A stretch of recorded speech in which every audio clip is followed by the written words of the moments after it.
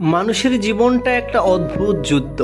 যত বড় হবেন তত বেশি করে এই সত্যটা টের পাবেন। এই যুদ্ধ আবার পেয়ারও না। চোখের সামনে দেখবেন কেউ অসাধারণ ব্রেইন নিয়ে জন্মেছে, পরীক্ষার আগের রাতে বইয়ের পাতা উল্টাচ্ছে আর পরের দিন চমৎকার রেজাল্ট করছে।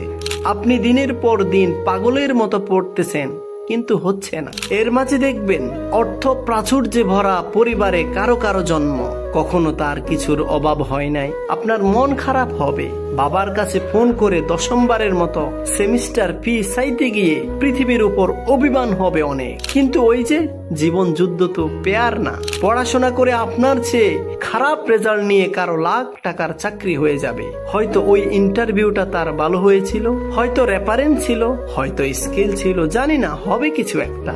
স্টেট আপ দিয়ে কোটি টাকা ভ্যালুয়েশনের কোম্পানি হবে কারো কারো।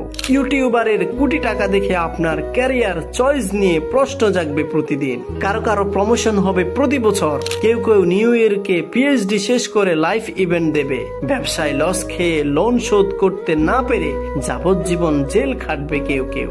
শত চেষ্টায়ও চাকরি মিলবে না কারো কারো। 20তম ইন্টারভিউটা দেওয়ার পর তার মনে হবে জীবনের চেয়ে নিষ্ঠুর কিছু আর একটাও নাই। আপনি চাইলে সারাদিন অন্যের সাথে নিজের তুলনা করতে পারেন। জীবন যুদ্ধে এগিয়ে গেলে তার কথা ভাবলে আফসোস ছাড়া কিছু হবে না। হিসাব মিলাতে পারবেন না। ভাগ্য, মেধা, স্কিল, পরিশ্রম, নিয়তি, এত এত ভেরিয়েবল নিয়ে জীবনের সমীকরণ মেলানো যায় না। ভালো থাকার কোনো শেষ নেই। যার কোনো ঠাঁই নাই সে একটা ঘর চায়। বাসে ঝুলতে থাকা মানুষটা একটা গাড়ির স্বপ্ন দেখে, আর সিডেন গাড়িতে ছড়া মানুষটা এসইউভি গাড়ির ক্যাটালগ উল্টে পাল্টে দেখে। এসইউভির মানুষটা 2000 স্কোয়ার ফিটের অ্যাপার্টমেন্ট খোঁজে।